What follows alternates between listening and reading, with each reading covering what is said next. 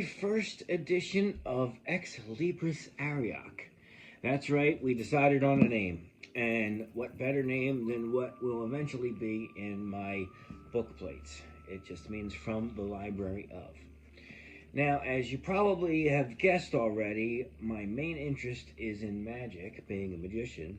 So I thought we would start off this series with what's regarded to be the first book in English that describes how to do magic, and that is Reginald Scot's Discoverie of Witchcraft. Now, this is the 1930 edition. I do not have the original. The original was published in 1584. Queen Elizabeth I was on the throne in England, and a lawyer named Reginald Scot was working on his second book. So Reginald Scot had already written a book about hops, which did well enough. So here we have a guy who's in the legal profession, and he's also writing books. So, he's open to different ways of making money and using his skills and his knowledge to, make a few extra bucks. Why not? Now, contrary to popular belief, not that many people were actually given capital punishment for witchcraft in England during this time period. In Germany and other parts of Europe, it was much more widespread, and most witches actually weren't burned at the stake, they were actually hanged. So that's one other difference. See, at that time, neighbors could accuse each other of witchcraft, and they often did, just to settle private scores. And if they were arguing amongst themselves, you could always accuse your neighbor of being a witch. It's witchcraft, I tell you. And it would just cost them time and money, and they would get put up before the courts and eventually probably found innocent. So it was kind of like frivolous lawsuits are today. And Reginald Scot, working in the legal profession, was probably getting sick and tired of having to deal with all this. So after exhaustive research, and he's claimed over 200 sources for his information, he was working on this book, The Discoverie of Witchcraft, around 1583. It was published in 1584. Now, Queen Elizabeth, of course, was interested in witchcraft, as everyone was at that time. So the book did reasonably well. Considering the number of editions that the book went through over the next few centuries, it was pretty popular. And that pretty much cemented Scott's name in the history of magic, witchcraft, and studies of the occult. Until James I came into power. Now, James I wasn't just a believer in witchcraft. He saw himself as the defender of the faith against witchcraft. So he wrote a book about demonology, and of course, Scot was already dead. James wanted his book to be a bestseller, so the legend goes that he ordered a lot of Scot's books to be burned. You wretched bastard! In my humble opinion, it wasn't just because he believed in witchcraft and Scot was a skeptic and was proving a lot of the things that people were being accused of were actually accomplished by sleight of hand and magic. I don't think that's as much of the case as the fact that James wanted to be known as the greatest in everything, and he wanted to be the greatest author in whatever subject he fancied at the time. And at this point in his life, he was very interested in witchcraft. He actually believed that witches were casting spells to assassinate him. It's witchcraft, I tell you, it's witchcraft! I don't have a first edition of it, but I was lucky enough to actually read a true first edition of the Discoverie once. It was in a university library in Philadelphia in the rare book room. And what happened was I was in the regular part of the library, and I found a first edition of Robert Houdin's memoirs, and I just asked the librarian if they ever heard of Discoverie, and I was directed to the rare book room, and they actually let me look through the first edition from 1584, The Discoverie of Witchcraft. Now, I would love to go back there and see if it's still there. But anyway, we're going to start with the edition in my library, and this is the 1930 reprint. Now, unfortunately, I can't show you all the pages in here because this is an uncut copy, which means that when they printed it, some of the pages were actually doubled. I'll show you what I mean. Of course, I can't find them now. Okay, which means that some of the pages were not cut through for reading. So you can see what's going on inside, but there's no way I'm going to cut these pages at all. Now, this edition has the previous owner's ex Libris, right, from 1947. This is the 1930 edition, like I said, and the cool thing about this is this was a limited edition, limited to 1,275 copies, and this is number 1098. And I'm going to show you close-ups at the end of the video. Now, this book is very important, not just to the history of magic, but also people who are interested in witchcraft and the occult, and also Shakespeare scholars, because it's believed that Shakespeare actually used this book for reference for a couple of three witches, if you remember what I'm talking about. Bubble, bubble, toil and trouble. Also, ghosts are a running theme in a lot of Shakespeare's plays, as you probably know, and there's whole sections in here on apparitions, ghosts, the occult. Everything you can think of that has to do with the occult and magic is included in this book. And there's also woodcuts in the original, which are just phenomenal, with astrological signs and symbols and different things with the planets. Remember, alchemy and astrology were intertwined with chemistry, physics, and astronomy at that time. So it's no wonder that he included things like that. Now, here's the magic section.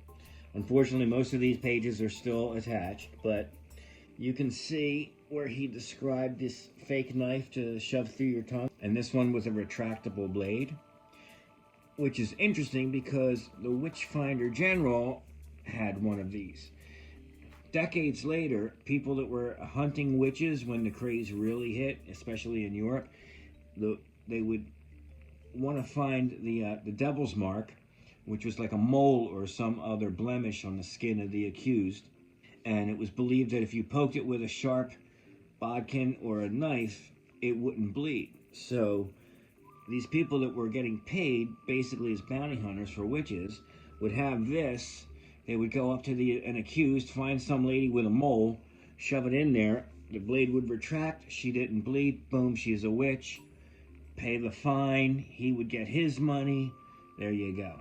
So that's exactly why another reason why some witchfinders were upset at the publication of this book.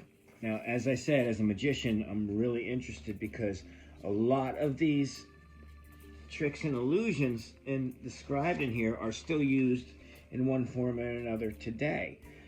Making coins vanish from one person's hand into another.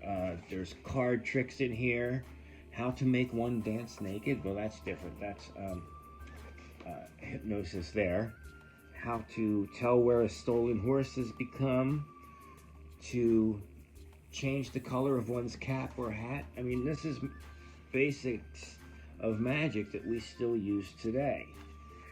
And I would love to be able to go back in time and to see Reginald Scot interviewing, the magicians of his time and ask them, watch him asking them to describe how they do their tricks. And, I wonder how much he had to pay them, for their secrets.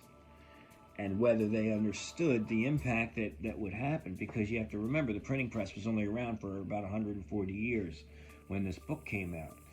And in that time, an astronomical number of books were printed, and people's literacy just went through the roof. It's unbelievable what an impact Gutenberg had. And I highly recommend you look up Stephen Fry when he went to did a documentary on the Gutenberg printing press. It's really, really cool. And there's chapters on visions, noises, apparitions, and imagined sounds, and of other illusions of wandering souls with a consultation thereof. So basically he's talking about people who see ghosts, and he explains, gives possible explanations from a psychological standpoint. I mean, this guy was way ahead of his time and brilliant. So Scot died in 1599. He didn't make it to 1600s, and that means that unfortunately he didn't live to see the impact that he had on, say, Shakespeare and other writers who came after him. During the early 1600s, starting with James I and other authors, there was an explosion of magic books and books on witchcraft, books on demonology, things like that, which eventually, of course, led to the Salem witch trials of the 1690s in America and the witch craze in general in Europe. But don't forget that there are serious misconceptions about the number of people who were actually convicted and executed for witchcraft in England. The numbers that reported were inflated even at the time because the witchfinder generals like Matthew Hopkins, which we'll cover later, they were getting paid basically to hunt people down and to get them accused of witchcraft. So, you know, if you wanted to make more money, you accuse more people. It's as simple as that. So, and here we have Reginald Scot, who in 1584 pulled back the curtain on the entire thing. Now, another misconception is that James I ordered all of his books burned, and that's why they're so rare. But as I've done my research and looked up different articles in magic journals and collecting journals and things like that, even going back 100 years in my magazine collection, I'm amazed at the number of volumes and copies that do exist. I mean, look how many Milbourne Christopher had. You know, look how Ricky Jay, I think, had one.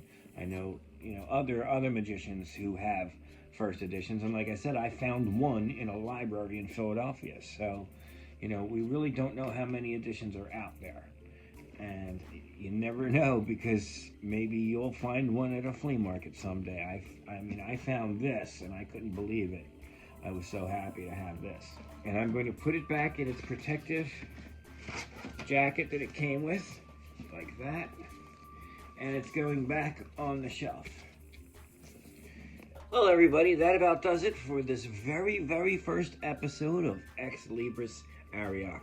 I hope you enjoyed it, and I hope you understand why I decided to start at the beginning with Scot's discovery of witchcraft. Now, in upcoming episodes, we also have a few other reproductions of medieval texts. You'll see what I mean, but I also have some other surprises planned. But it's not going to be all reproductions, because I also have some really cool 18th century first editions of magic books and books on other subjects that are related to it. We have theater books coming up that you'll be able to see, rare theater programs and things like that in the library, and pretty much every subject that you can think of. Now, if you've noticed any books in the background that you would like me to focus on and get to earlier, by all means, leave it in the comment section. Let me know what requests, I guess you would say, you might have. And just think, with this first episode, we only have about, 3,000 or 4,000 more to go before I cover everything in the library. I think I have plenty of material to keep you guys interested and to keep me occupied for quite a while. And like I said, it's not just magic that we're going to cover. I have books on various subjects, all of which have interested me over the years, and all of which I've actually read too, believe it or not. But as you can see from just the one bookcase, we have a lot to get through. So be sure to tune in week after week after week for each episode of Ex Libris Arioch. And if you like this, please check out my other shows. I have Off the Cuff, and I also have Magic Mondays, and I really hope you enjoy those as well. Thanks for all of your support, and we will see you again next time.